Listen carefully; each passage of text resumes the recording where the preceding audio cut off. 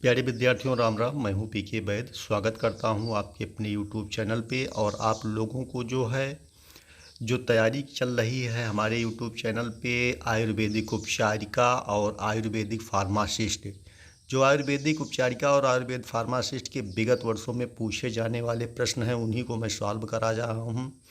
और आने वाले समय में इन्हीं में से कुछ प्रश्नों को आपको मिलेगा देखने को। तो इस वीडियोस को आप विधिवत देखिए और लगातार तैयारी कीजिए। पिछले वीडियोस को आप लोगों ने नहीं देखा है तो उसे भी देख लीजिए और अपनी तैयारी को मजबूत कीजिए।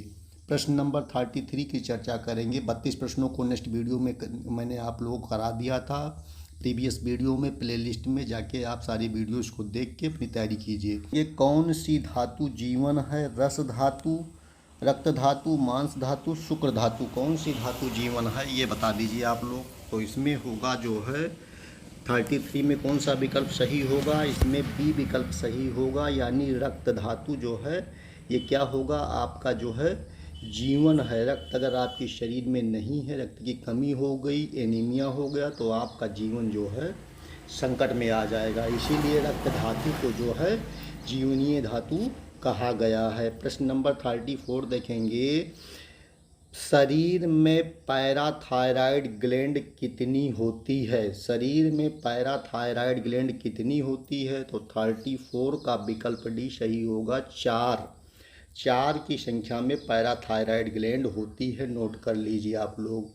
प्रश्न नंबर 35 देखेंगे। प्राकृतिक श्लेष्मा को कहा जाता है, प्राकृतिक श्लेष्मा को कहा जाता है अपर ओज, पर ओज, मज्जा और शुक्र। तो इसमें अपर ओज को प्राकृतिक श्लेष्मा कहा जाता है। नोट कर लीजिए। प्रश्न नंबर 36 देखेंगे। अग्न्याशय में कौन सा विपाक होता है? अग्न्याशय में कौन सा विपाक होता है? 36 का बी होगा अम्ल विपाक। क्या होगा? अम्ल विपाक होता है। इसमें आप लोग इसको जाने रहेंगे, इंपॉर्टेंट है, नोट कर लीजिए। प्रश्न नंबर 37 देखेंगे। अग्नियों में किस अग्नि को प्रधान अग्नि माना गया है? तो इसमें दिया है भूत अग्नि, धात्विक अग्नि, जठराग्नि, उपयुक्त कोई नहीं। तो कौन सा होगा? 36 का सी होगा, जठराग्नि। महर्षि चरक ने लिखा है कि अगर आपकी जठराग्नि यानी पाचन की जो कार्य करती है, एक अग्नि तो होती है जो आपकी चूल्हे में जलती है यानी भोजन को पचाती है, और दूसरी अग्नि जो आपके पेट में जलती है, यानी जब भी आप कुछ खाते पीते हैं तो आपके पेट में एक अग्नि जलती है जिसे जठराग्नि बोला जाता है। इस जठराग्नि का अगर आपकी शरीर में मंद हो गई है, जठराग्नि आपकी कमज़ोर हो गई है, तो आपको नाना प्रकार की व्याधियां घेर लेती हैं और आप बीमार हो जाते हैं और आपके पेट में सही से भोजन का पाचन नहीं होता है। और अगर भोजन का सही से पाचन नहीं होगा तो रस, रक्त, मांस, मेद, मज्जा, अस्थि और शुक्र का निर्माण नहीं होगा सही ढंग से, और आपका शरीर बीमारियों का घर हो जाएगा। तो इसीलिए सभी व्यक्तियों को ये प्रयत्न करना चाहिए कि अपने शरीर में जठराग्नि को कभी भी मंद नहीं होने देना चाहिए। और इसके लिए मैं आप लोगों को एक साधारण सा उपाय भी दे रहा हूँ। खाना खाने के आधे घंटे पहले आपको भरपेट, आधा पेट सलाद में, जैसे गाजर है, ककड़ी है, खीरा है और चुकंदर है, ये सारी चीज़ों को एक प्लेट में काट के और बैठ के आधा पेट सलाद खाना चाहिए। और आधा पेट सलाद खाने के बाद में आधा पेट आपको चावल, दाल, रोटी, सब्जी जो आप भोजन करते हैं वो करना चाहिए। कभी भी आपको मंदाग्नि यानी की समस्या नहीं होगी। आपकी जठराग्नि, जैसे आप सलाद खाते हैं तो आपकी जठराग्नि बहुत तीव्र हो जाएगी और आपको भोजन का पाचन बढ़िया होगा।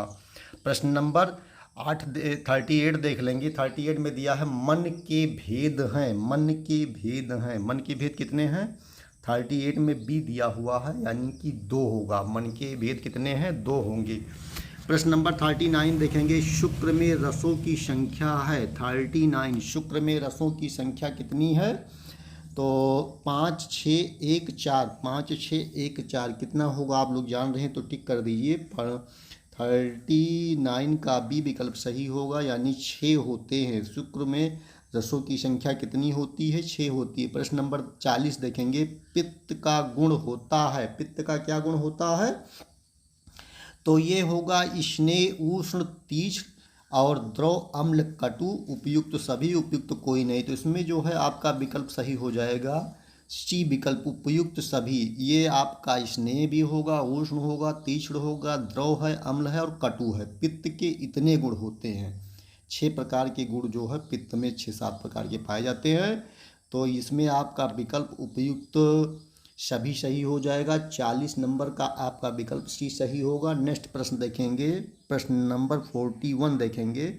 41 नंबर में प्रश्न दिया हुआ है कि सोम आत्मक स्निग्ध मृदु आदि किसका गुण है। सोम आत्मक स्निग्ध मधु आदि किसका गुण है। शुक्र, कफ, ओज, मेद। 41 का सी सही होगा, ओज। ये सोमात्मक होगा, स्निग्ध और मृदु होगा, ओज होगा, इसे नोट करिए। प्रश्न नंबर 42 देखेंगे, रस संवाहन व स्वेद प्रवर्तन किसका कार्य है। रस संवाहन व स्वेद प्रवर्तन किसका कार्य है। प्राणवायु, व्यानवायु, उदान वायु, अपान वायु, कौन सा होगा बता दीजिए। 42 का विकल्प भी सही होगा, व्यान वायु। रस संवाहन व स्वेदन प्रवर्तन किसका कार्य है, व्यान वायु का, नोट करिए, इंपॉर्टेंट है। एक प्रश्न नंबर 43 देखेंगे, एक सामान्य व्यक्ति का सामान मोनोसाइट काउंट कितनी होती है। मोनोसाइट्स काउंट कितनी होती है। 1 से 2%, 2 से 10%, 0 से 5%, 20 से 30%। 43 का आपका बी विकल्प सही होगा, 20 से 2 से 10%, नोट कर लीजिए, इंपॉर्टेंट है आप लोगों का। प्रश्न नंबर 44 देख लेंगे, मूत्र में प्रतिदिन उत्सर्जन होने वाली फास्फेट की मात्रा कितनी है। आपके यूरिन में जो प्रतिदिन आप यूरिन को उत्सर्जित करते हैं उसमें जो फास्फेट की मात्रा होती है कितनी होती है बता दीजिए, अगर आप लोग जानते हैं तो। और नहीं जानते हैं तो जान लीजिए, नहीं जानेंगे तो परीक्षा में आएगा तो क्या करेंगे, बैठे रहेंगे मुँह बा के। इसलिए आप लोग 44 का विकल्प जानिए। और इसमें जो है 44 में आपका विकल्प कौन सा सही होगा, बी विकल्प सही होगा, यानी 4 से 8 ग्राम। कितना होगा, 4 से 8 ग्राम की मात्रा में ये आपकी संख्या में पाया जाता है। प्रश्न नंबर 45 देखेंगे, गर्भावस्था में सर्वप्रथम किस सारभूत द्रव्य की उत्पत्ति होती है। गर्भावस्था में सर्वप्रथम किस सारभूत द्रव्य की उत्पत्ति होती है। 45 का कौन सा विकल्प सही होगा, ये होगा ओज। ओज की जो है उत्पत्ति गर्भावस्था में ही होती है, नोट करिए। प्रश्न नंबर 46 देखिए, बहुत महत्वपूर्ण है। मन, अहंकार व बुद्धि को कहा जाता है। मन, अहंकार व बुद्धि को कहा जाता है। अहंकार बाह्य इंद्रिय, प्रकृति अंतरेंद्रिय, कौन सा होगा। 46 का जो है डी विकल्प सही होगा, अंतरेंद्रिय जो है कहा जाता है, नोट कर लीजिए। प्रश्न नंबर 47 देखेंगे, स्वेद व अम्ब व स्त्रोत में कौन सा दोष अवस्थित है, कौन सा होगा। व्यान वायु, भाजक पित्त, समान वायु, उदान वायु, कौन सा होगा। 47 का सी विकल्प सही होगा, समान वायु। क्या होगा, समान वायु, इसे नोट कर लीजिए। प्रश्न नंबर 48 देखेंगे, हत्थ पीड़ा, कंप, शून्यता, तृष्णा किस धातु के क्षय के लक्षण है। रस क्षय, रक्त क्षय, मांस क्षय, शुक्र क्षय। 48 का ये विकल्प सही होगा, रस क्षय। रस का क्षय होने लगेगा तो ये धातुएं आपके शरीर में ये लक्षण आपको देखने को मिलेंगे। प्रश्न नंबर 49 देखेंगे, सर्वांग नेत्र गौरवम किसका लक्षण है। सर्वांग नेत्र गौरवम किसका लक्षण है। कफ क्षय, कफ वृद्धि, मज्जा क्षय, मज्जा वृद्धि। 49 का आपका विकल्प सही होगा, डी, यानी मज्जा वृद्धि होगी। क्या है, रूशांता आधा आम शेर श्लेष्मा शून्यता किसका लक्षण है, बता दीजिए। 50 नंबर प्रश्न का कौन सा विकल्प सही होगा, डी विकल्प सही होगा, कफ क्षय का होगा ये लक्षण जो है, नोट कर लीजिए। मुख शोथ व पांडुता किसका लक्षण है, मुख पे जो शोथ आ जाता है, पांडुता आ जाती है, तो उसमें कौन सा लक्षण दिखता है आप लोग बता दीजिए। तो इसमें होगा ये, यानी शुक्र क्षय का जो है लक्षण दिखता है, आप लोग देख लीजिए। प्रश्न नंबर 52 देखेंगे, पुरीश तथा अम्ल शीत प्रार्थना किसका लक्षण है, पुरीश तथा अम्ल शीत प्रार्थना किसका लक्षण है। 52 का सी विकल्प सही होगा, रक्त क्षय का लक्षण है। मन के गुण हैं, क्या हैं, मन के गुण हैं। आ गुणत्व, एकत्व, उपयुक्त, दोनों, उपयुक्त कोई नहीं।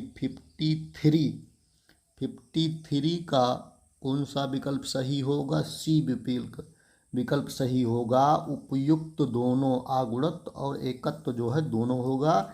ये BHU 2004 में पूछा गया कि मन की गुण हैं आगुणत्व और एकत्व, नोट कर लीजिए। प्रश्न नंबर 54, इंसुलिन है, इंसुलिन क्या है, अमीनो एसिड, स्टेरॉयड, पॉलीपेप्टाइड और फैटी एसिड, क्या होगा। 54 का सी सही होगा, पॉलीपेप्टाइड, क्या होगा, पॉलीपेप्टाइड, नोट कर लीजिए।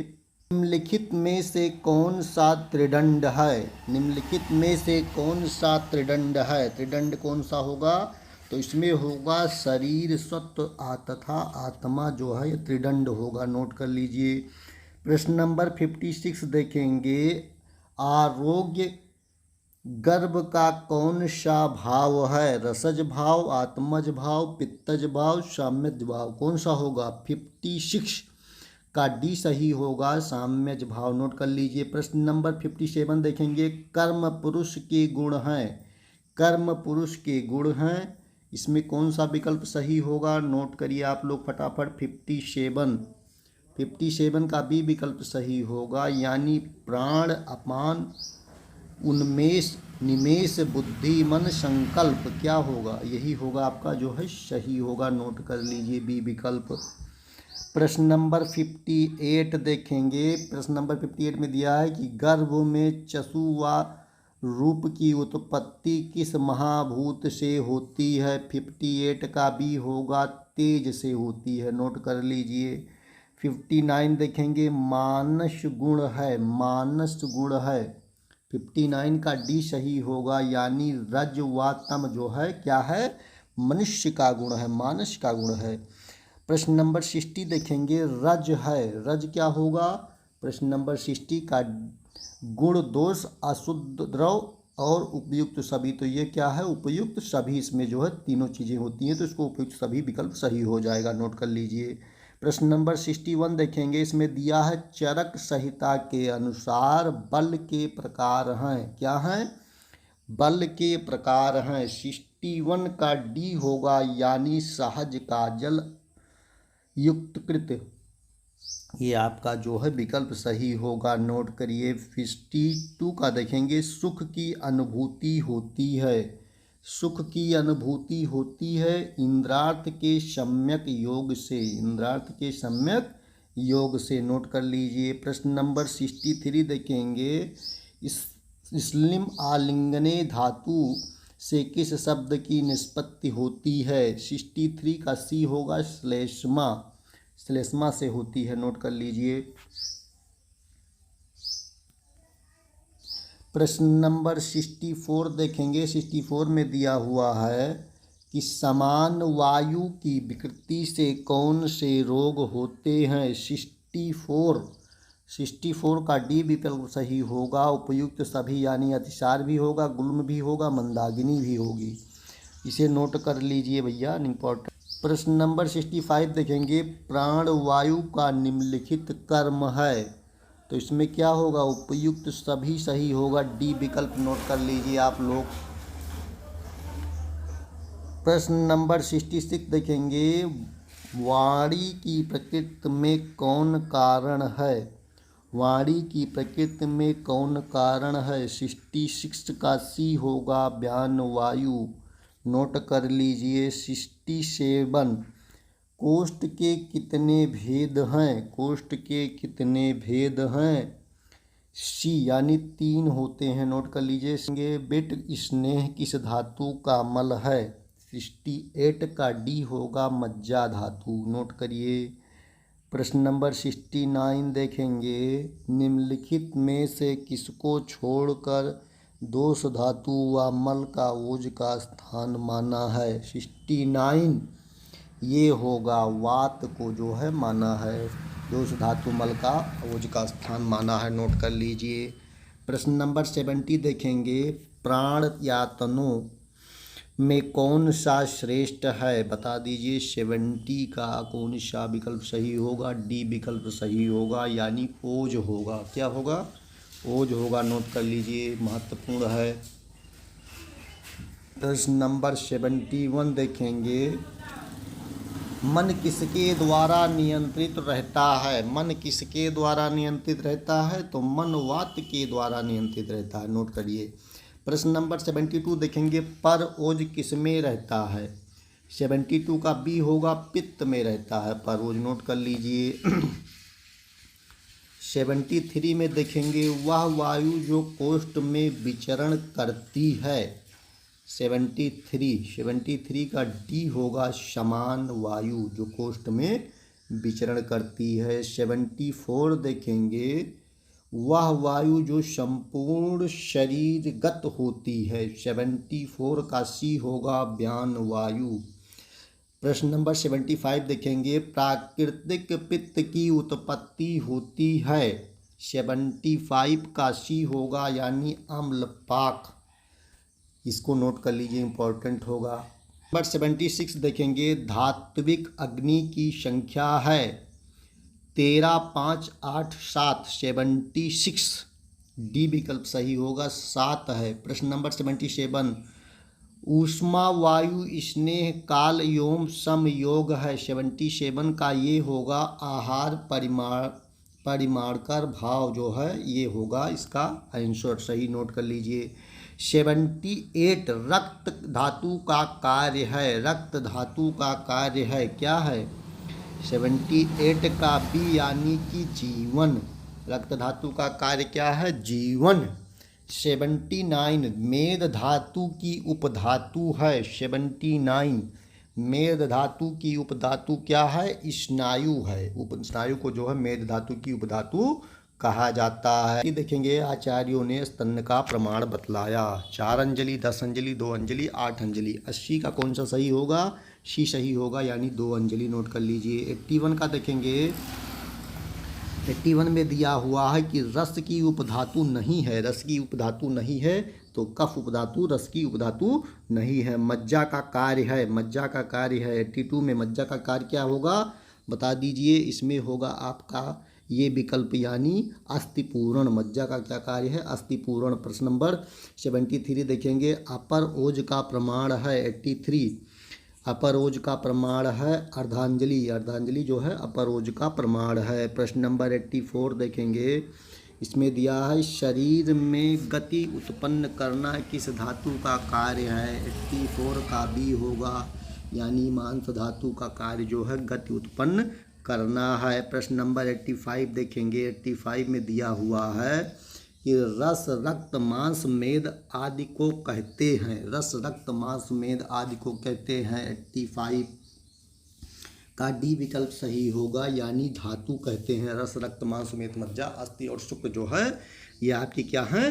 धातुएं हैं। नोट कर लीजिए। प्रश्न नंबर 86 देखेंगे। स्त्रियों और बालकों में कौन सी धातु आव्यक्त होती है? प्रश्न नंबर 86 का जो है ये विकल्प सही होगा, यानी शुक्र धातु जो है ज़्यादातर जो है आव्यक्त होती है। नोट करिए। नंबर 87 देखेंगे। कंडरा एवं सिरा का किस धातु से पोषण होता है? 87 का आपका विकल्प सी सही होगा। रक्त धातु से जो है कंडरा एवं सिरा का पोषण होता है। नोट करिए। प्रश्न नंबर 88 देखेंगे। 88 में दिया है स्तन्य उपधातु को कहते हैं। क्या कहते हैं 88 में बता दीजिए। ये विकल्प सही होगा। आप पे इसे कहते हैं, नोट कर लीजिए। प्रश्न नंबर 89 देखेंगे, ओज किस धातु का प्रसाद भाग है। 89 ओज किस धातु का प्रसाद भाग है, बता दीजिए। 89 का बी विकल्प सही होगा, यानी शुक्र धातु का प्रसाद भाग ओज होता है। ये जो निरंतर गतिशील हो उसे क्या कहते हैं। जो निरंतर गतिशील हो उसे क्या कहते हैं। 90 नंबर प्रश्न, इसमें जो है आपका डी विकल्प सही होगा, रस। जो निरंतर गतिशील हो उसे रस कहते हैं। प्रश्न नंबर 91 देखेंगे, दात्वा स्नेह जीवन तर्पण धारण आदि किसके कर्म है। 91 डी होगा, रस के कर्म है। नोट कर लीजिए। 92 देखेंगे, इसमें दिया हुआ है कि रक्त में लगभग कितने प्रतिशत रक्त कण रहते हैं। कितने प्रतिशत रहते हैं, जो लोग जान रहे हैं बता दीजिए। 40, 55, 60, 10। 92 का ए होगा, 45%। रक्त में लगभग 45% रक्त कण रहते हैं। नोट करिए। क्या है, रक्त का स्वाद क्या होता है। रक्त का स्वाद क्या होता है। अम्ल, कटु, नमकीन, कषाय। 93 का सी होगा, नमकीन होता है। रक्त का जो है स्वाद क्या होता है, नमकीन होता है। नोट करिए आप लोग। और देखेंगे, अग्नि में कुल संख्या मानी है। अग्नि में कुल संख्या मानी है 13, 3, 2, 5। 94 का ये होगा 13। प्रश्न नंबर 95 देखेंगे, पित्त का मुख्य स्थान है। 95 का सी होगा, नाभि अमाशय। पित्त का स्थान क्या है, नाभि अमाशय। प्रश्न नंबर 96 देखेंगे, अंतःस्रावी ग्रंथि है। 96 का सी होगा, पीयूषिका जो है अंतःस्रावी ग्रंथि है। 97 देखेंगे, भाजक पित्त का स्थान है। 97 का ये होगा, यानी त्वचा जो है भाजक पित्त का स्थान है। 98 में दिया है कि व्यान वायु का मुख्य स्थान है। 98 का ये होगा, हृदय।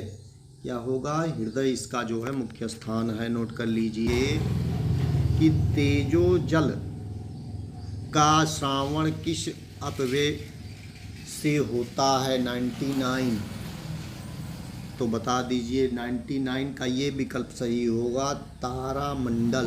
नोट कर लीजिए, इम्पोर्टेंट है। प्रश्न नंबर 100 देखेंगे, रक्त धातु का मल है। रक्त धातु का मल है, सी होगा, यानी पित्त होता है रक्त धातु का। 100 प्रश्नों को सॉल्व करा दिया गया है, ये मॉडल पेपर। नेक्स्ट वीडियो में आगे इसके आगे वाले मॉडल पेपर को सॉल्व कराया जाएगा। चैनल पे आए हुए नए मेहमान हैं तो पुनः कह रहा हूँ, आप लोग लाइक, शेयर और सब्सक्राइब कर लीजिए। आपका एक लाइक और एक शेयर सब्सक्राइब हमको जो है मोटिवेट करता है ऐसे ही वीडियोज़ बनाने के लिए। धन्यवाद।